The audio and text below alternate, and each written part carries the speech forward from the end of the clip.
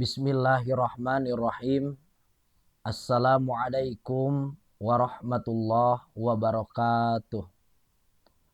Alhamdulillah, alhamdulillahi rabbil alamin, wal aqibatu lil muttaqin, wala udwana illa ala zalimin.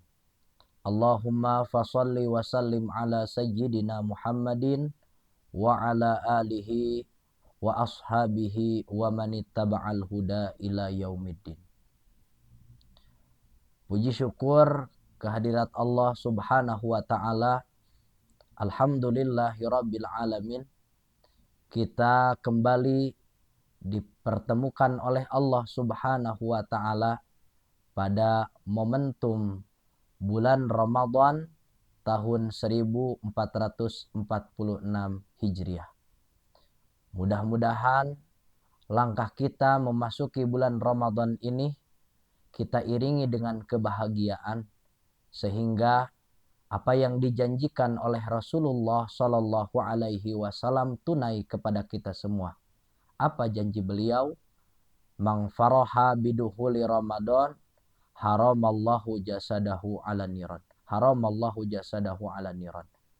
Barang siapa orang yang bergembira akan masuknya bulan Ramadan, maka Allah Subhanahu wa taala mengharamkan jasadnya terbakar oleh api neraka Allah Subhanahu wa taala.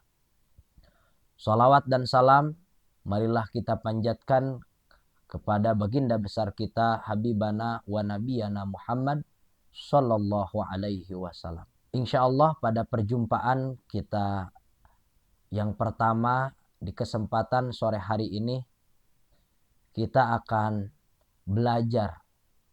Tentu saya pun belajar bersama-sama mengupas beberapa hal terkait keilmuan yang akan mendampingi ibadah kita pada bulan Ramadan.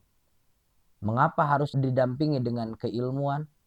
Dikarenakan salah satu kaidah Ibnu Rislan dalam kitab Jubdah, beliau mengatakan bahwa wa kullu man bi ghairi ilmihi a'maluhu mardudatun la tuqbalu.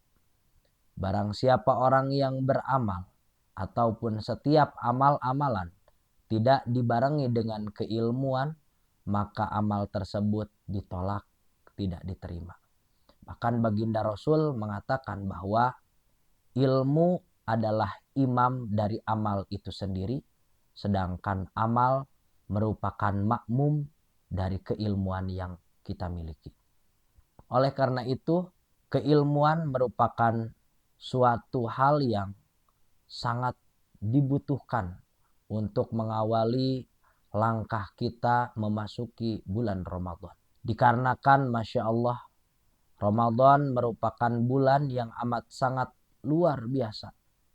Bahkan dalam hadis dari Sanadul A'la Abu Hurairah radhiyallahu anhu, Rasulullah Shallallahu Alaihi Wasallam pernah mengatakan, ketika datang bulan Ramadan, maka putihat abwabul jannah. Pintu-pintu surga dibuka oleh Allah Subhanahu wa taala. Dalam riwayat lain yaitu abwabur rahmah. Pintu kasih sayang Allah Subhanahu wa taala dibuka selebar-lebarnya. Bahkan wa guliqat abwabun nar. Allah Subhanahu wa taala mengunci rapat-rapat pintu neraka. Bahkan Allah Subhanahu wa taala membelenggu dan memenjarakan para setan-setan. Hal itu berkenaan terkait bahwa kata qadiyah dalam penjelasan hadis tersebut guna untuk memperkecil kemungkinan seorang manusia melakukan keburukan karena berkah bulan Ramadan. Kaum muslimin wal muslimat rahimakumullah, baiklah di antara hal yang perlu kita perhatikan sebelum kita memasuki bulan Ramadan, di antara keilmuannya tentu beberapa hal terkait kewajiban, furud, ataupun kemudian beberapa hal yang berkaitan dengan sunnah, dan beberapa hal yang berkaitan dengan mufsidat, hal-hal yang dapat merusak baik itu puasa itu sendiri maupun pahala dari pelaksanaan puasa. Tentunya perlu kita gali bersama. Mudah-mudahan apa yang kita lakukan, Ramadan yang kita laksanakan pada Ramadan kali ini dapat membuat kita menjadikan pribadi yang muttaqin. Harapan seperti apa yang Allah firmankan, ya ayyuhalladzina amanu kutiba alaikumusiyam. Allah Subhanahu wa taala mewajibkan puasa untuk orang-orang yang beriman. Untuk apa? Allah Subhanahu wa taala menyampaikan la'allakum tattaqun, agar menjadikan pribadi kita pribadi yang bertakwa di hadapan Allah Subhanahu wa taala. Sedangkan ketika kita memperoleh kualitas muttaqin di hadapan Allah, maka tidak dapat dipungkiri inna akramakum indallahi atqakum. Di antara hal yang perlu kita perhatikan ketika memasuki bulan Ramadan, yang pertama tentunya harus memperhatikan niat pelaksanaan ibadah Ramadan. Niat untuk menunaikan ibadah puasa Ramadan. Walaupun ada beberapa alim ulama yang tidak membuat ataupun tidak memasukkan klasifikasi niat itu termasuk syarat pelaksanaan ibadah Ramadan, namun menurut pendapat ulama jumhur bahwa niat merupakan sesuatu hal yang menjadi syarat dan tidak boleh hilang dalam ibadah bulan Ramadan. Kemudian berbicara masalah niat di dalam bulan Ramadan, tentunya harus memperhatikan beberapa hal. Yang pertama terkait lafaz. Lafaz dalam niat yaitu nawaitu sauma ghadin an adai fardu syahri Ramadan hadhihi sanah fardu lillahi ta'ala, ataupun dengan redaksi dari redaksi yang lain. Kemudian untuk lafaznya sendiri dalam beberapa referensi terkait bahwa perlunya mengucapkan niat, hati pun perlu membarengi makna niat yang kita ucapkan. Yang kedua yang perlu kita perhatikan yaitu waktu dari pelaksanaan atau pelafazan niat yang dimaksud.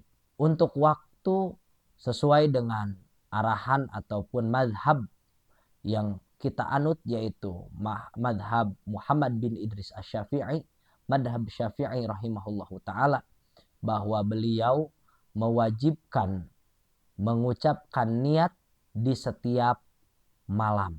Bahkan wajib niat itu dilaksanakan ataupun diucapkan pada malam hari.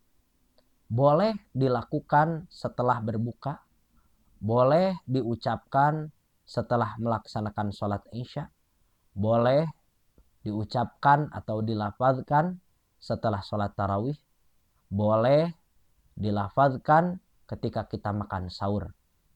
Yang terpenting diucapkan pada malam hari setelah terbenamnya matahari ataupun saat berbuka, setelah berbuka sampai imsak hadir di hari kemudian. Mungkin untuk yang pertama itu yang perlu kita perhatikan. Tentunya di awal-awal perlu kita memperhatikan niat, dan dengan sungguh-sungguh niat itu perlu diperkuat. Karena ada kutipan dalam kitab Nasha'ihul Ibad yang mana cucu dari Khalifah Sayyidina Umar radhiyallahu anhu, yaitu Salim bin Abdullah bin Umar Al-Khattab radhiyallahu anhum, beliau pernah mengirimkan surat kepada Khalifah Umar bin Abdul Aziz. Beliau mengatakan bahwa i'lam ya Umar anna aunallahu lil abdi biqadri niyatihi. Ketahuilah wahai Umar bin Abdul Aziz, sesungguhnya kadar pertolongan Allah Subhanahu wa ta'ala terhadap hambanya itu tergantung dengan kadar kuat dan tidaknya niat dari hamba itu sendiri. Barang siapa orang yang benar-benar dengan niatnya, maka Allah pun akan benar-benar menolongnya. Namun barang siapa orang-orang yang kurang bahkan rusak dalam niatnya, maka tentunya Allah akan memberikan pertolongan sesuai dengan kadar niat kuat dan tidaknya dari diri seseorang tersebut. Mungkin ini saja yang dapat saya sampaikan. Kita berjumpa di hari berikutnya. Mudah-mudahan Allah senantiasa memberikan rahmat, maghfirah, inayah, dan hidayahnya kepada kita semua. Assalamualaikum warahmatullahi wabarakatuh.